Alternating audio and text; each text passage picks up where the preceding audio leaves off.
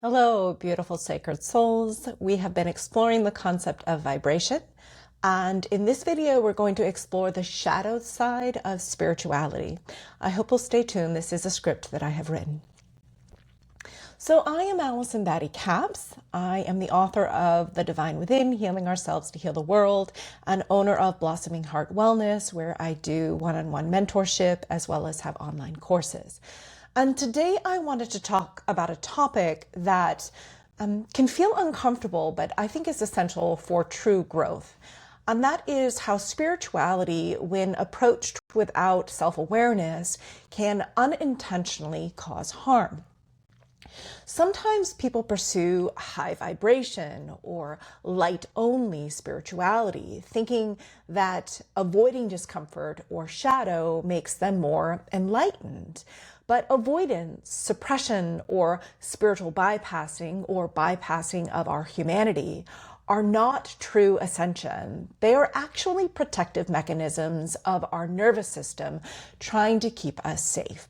This isn't to shame anyone, it's to bring awareness of what true ascension or true healing or embodiment looks like.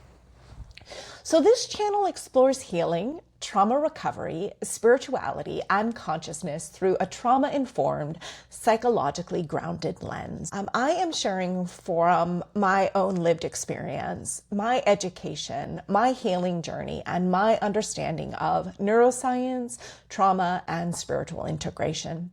Nothing here is meant to be seen as absolute truth or dogma. It is merely meant to open up a conversation and provide my perspective based on my lived experience and my education. It is also not meant to diagnose, replace therapy, medical care, or your own discernment. I invite you instead to take what resonates and leave what doesn't. I believe that you are always the authority of your own experience. You may hear me use spiritual language, symbolic imagery, or speak about mystical experiences. Spiritual experiences can be meaningful and real, and they must always be held with grounding, discernment, and nervous system safety. If anything you hear activates fear, urgency, grandiosity, or distress, that is a sign to pause, ground, and seek support, not to push through. That is an indication that something in your nervous system or your unconscious is coming to the surface to be healed, or you are picking up something in my unconscious that is unhealed. So use your own discernment. My intention is not to awaken, to save, or to heal anyone. It is to share what has helped me reconnect with my body, my agency, my sovereignty, my humanity, and yes, my inner divinity. So you get to decide for yourself what supports you on your own path. That said, something I say may support your awakening or healing journey. So let's begin. I believe that this idea of high vibe only is actually emotional avoidance. I believe this is a form of spiritually bypassing. That said, you get to decide what's right for you, but I hope you'll consider my perspective by staying tuned. So you are likely to see phrases such as only high vibe or stay positive used in spiritual communities. And I do think on the surface they sound enlightened, but often these messages are what I think is a form of shadow avoidance. Shadow avoidance is the nervous system's way of saying, I don't feel safe enough to feel this. The shadow consists of parts of ourselves that carry pain, fear, and yes, unprocessed trauma. Avoiding the shadow keeps us small, reactive, and disconnected from the full spectrum of our being. An example of this might look like a person raised in a family where anger was unsafe, and they may have learned to suppress frustration.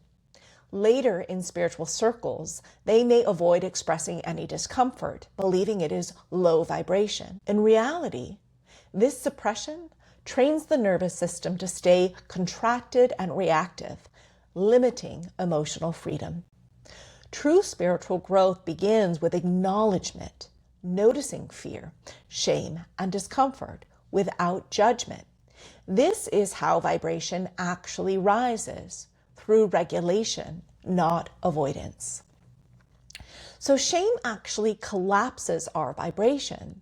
Shame is one of the lowest biological frequencies the human body can experience. In trauma-informed lens, shame triggers a dorsal vagal collapse, where the nervous system shuts down to protect itself.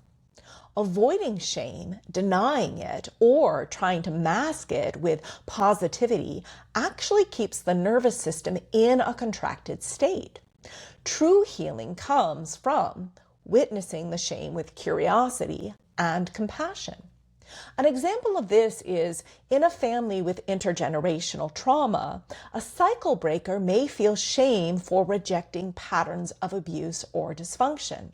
Rather than pretending everything is light and love, they can sit with the discomfort, acknowledging their pain and responses, which allows emotional integration and real vibration alignment. I believe this is embodied spirituality. As a cycle breaker myself, who is beginning to name and state what is unhealthy in my family system, this is something that I am noticing, that I can feel alone. And this is why many cycle breakers often feel alone. They are navigating unfamiliar territory.